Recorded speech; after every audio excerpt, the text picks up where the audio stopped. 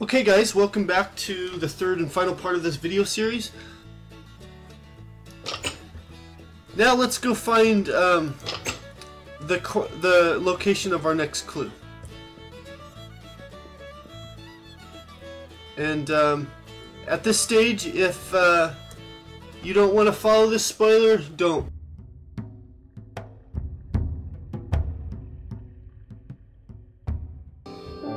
Our coordinates take us right over here.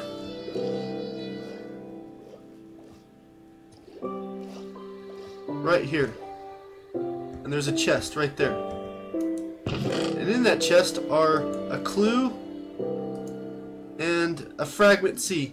Take those two books, and there's going to be some reading, so I recommend at this point to just either take the books back to the building and read them and bring them back, or just dig a little hole right here and cover yourself up. A clue and our fragment C. Alright, so I'm going to read the fragment C first. This is the final fragment of the newspaper. It says, our anonymous informant stated one last bit of information that I find quite unnerving. Information that I am of the persuasion that you, our respectable readers, have a right to know. It has been 2 months since my interviewing of this West Northwest Monroe Mining Company management staff member. I hoped for a follow-up interview with the man before disclosing this information here for you. However, when I pursued a visit to our informant's home on the west side of Shadowbrook, there were little to no houses to be seen, save for vast newly formed lakes of brown muddy water and wood debris floating for what seemed like a quarter of a mile. A whole neighborhood sunk into a giant sinkhole. More houses still I could see on either side were being consumed by yet more sinkholes. Gad! And the bodies floating in that muddy water. Amongst all the debris, I could see them floating in a stench that I'll never forget. Here's the last little piece of information I was able to gather from my anonymous informant regarding Monroe and the mysterious operations in the mines in recent years. What little he went on to say before withdrawing from our conversation wasn't much more than a comment he made in passing. After opening up and venturing to talk about a matter he had begged me to keep secret on my life. However, I'm a journalist by nature, and keeping secrets is a feat quite impossible for a man as myself. He told me, or rather hinted, that mining operations had gone deeper in recent years, and discoveries made beyond the strange glowing stone previously mentioned. He hinted at things living in isolated caves deep in those places that God pray no man shall ever witness. He went so far as to suggest that whatever evil had been uncovered deep in those mines had infiltrated the West Northwest Monroe Mining Company itself. His last words of our conversation being this final comment: "You think Shadowbrook is a dying town? My God, underground, a new Shadowbrook is emerging." Part of me finds the words of our late informant hard to accept. He may very well be a crazed lunatic, too long exposed to the coal dust and gases down in those mines, that he suffered great brain and psychological damage. But what if his story is true? Is there a slight chance that he's not so crazy about what is going on in those mines? Let's consider other facts that have been documented over the past decade regarding the mining operations here in Shadowbrook. There is little doubt about the many deaths and disappearances of the miners. A fact increasingly that the community has indeed kept hushed up about during recent years. It was rumored that hundreds of miners simply disappeared in the West Northwest mines for reasons unknown between the years 1895 and 1905. Disappearances of which no records exist or were ever made. Fewer miners were coming home after each shift. The figure being just insignificant enough for several years to cause the community to think they must have simply quit their job and moved out of town quietly. It was understandable at the time, After all, for a man to disfavor life in the mines in town politics. In later years, Mayor Monroe and CEO of West Northwest Monroe Mining Company began making dramatic policy changes to the company. This too has been widely reported within the working community of Shadowbrook. The miners' original dreams of moving to Shadowbrook and striking it rich in the gold rush years were now shattered. These miners were not only working for a humble living wage. What's more, miners were forced to work in longer shifts than ever before, once their wages had been cut in half to a meager pence in 1905. Morale diminished among many of the miners for suspicion of the Monroe Mining Company being rampant with dark corruption, and even a fear of Mayor Monroe began to slowly develop about the way he was leading the affairs of Shadowbrook and his mining company. In fact, the depletion of precious ores in the mines hasn't seemed to stop mining operations underground at all. It only caused the company to pay the miners less and less. For whatever hidden agenda the Monroe Mining Company has for their operations, or what has been really going on in those mines, remains a mystery. Many suspected Mayor Monroe of being corrupted by a dark and sinister outside force. All of this has contributed to ever more residents leaving Shadowbrook and lives there behind. Other strange instances have been occurring in town even in recent weeks. Since the recent article, "The West Northwest Miners Speak Out," in last Sunday's issue of the Daily Gigger, many residents are complaining that they can never find a copy of the Daily Gigger news available for purchase. "The young man, my employee who opens my store in the morning, tells me that each morning about 15 minutes after the newspapers get delivered for that day, a buggy pulls up in front there and a tall, heavy-set man in black hat and suit comes in and buys the whole rack of newspapers, offering double the price. Of course, the naive boy couldn't refuse. We end up clean out of newspapers for the rest of the day. This has been going on since Monday. I'm going to have to start opening the store myself if this continues." All in all, the question remains, who is Vale Monroe, and what has happened to him? Hardly a trace of him has been seen in the last year and a half. The only reported sighting of Monroe this year comes from a local girl, Beth Crane, who claims to have spotted him at the West Northwest Train Station.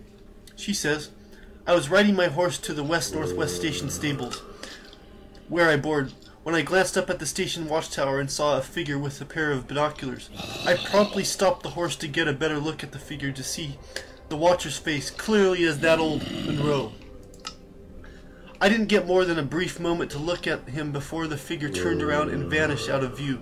So determined was I for validation of the identity of that mysterious watcher in the tower, that I quickly dismounted my horse by the station entrance, tying it up by a rope, and conducted a prompt and thorough search of the station. After searching the tower, portal lobby, stables, hayloft, and every other nook and cranny I could think of in the station, I could find no trace of my watcher. I did find a pair of binoculars lying on the stone tile up in the watchtower." Okay, at the bottom it says, "Above the torn away bottom edge of the newspaper fragment are some sloppily scrawled words written in red ink. Z, -2048. Okay, there's our last coordinate to the final cache. Oh, what's this? It says, "If you wish to take any part of my hidden treasure, you must leave something of equal or greater value. I'm watching your every step. I also know where you live." Alright, so it's not hard to piece together that Vale Monroe's still alive. Paper is torn away right here. Alright, so, oh, we got something else here. We got a clue. Clue says, "It's a watchtower because you have a pair of binoculars that you may not know about. It's called the control button on your keyboard. Look for a sign on the roof of the station." Wink. Wink, wink, thumbs up. So, now this is the weird thing about the set of coordinates to our next place. They're going to take you up into the tower. This is where things sort of turn ever more interesting. And also the clue told us basically to go up in the tower, so that's pretty much where this has taken us.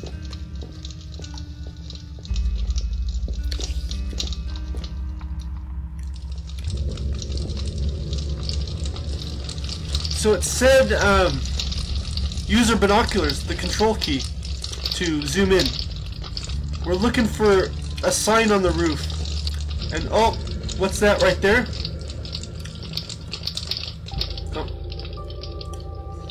Oh. Control. Oh, there we go. It says, you are so close to it. Really? I'm close to it.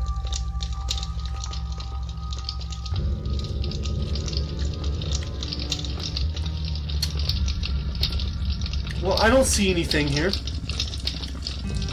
says I'm so close to it.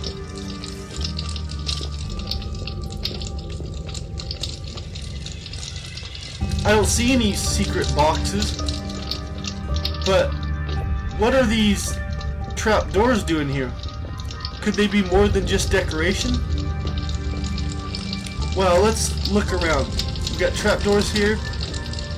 Trapdoors up here. And if I actually look up here, I see some water up there, so there's something here. Let's see what's in under here. Oh, a pressure plate. Let's throw an item on that pressure plate. It lifts me up. If I open this, we got water there. I can jump. I should be able to jump up and climb. Oh, there we go. Ooh, look at that. Who would have ever thought our journey would end up on the very tip of the tower? And here we are. Our cache. And here is the final cache and our logbook. We got some items for trade. I meant to include some more valuable items in this cache. I just haven't gotten around to it. Because this is a hard cache, I think it deserves some more substantial loot items. But let's have a look at our logbook. It says official minecache. And then this is the minecache code. Congratulations, you found it. Unintentionally or not. Minecaching is a game within SixtyGig that you can learn about by reading the forum thread, and there's the link to the thread. Please leave this book unsigned so others may edit it by adding their username in this logbook if they find this cache. That means the only button you click below this book is done. Please leave this logbook in the chest where you found it before leaving this area. Logbook. Players who have found this cache. Alright, so I'm not going to sign this book because I created this cache, so I'm going to leave that unsigned. Just click done right here.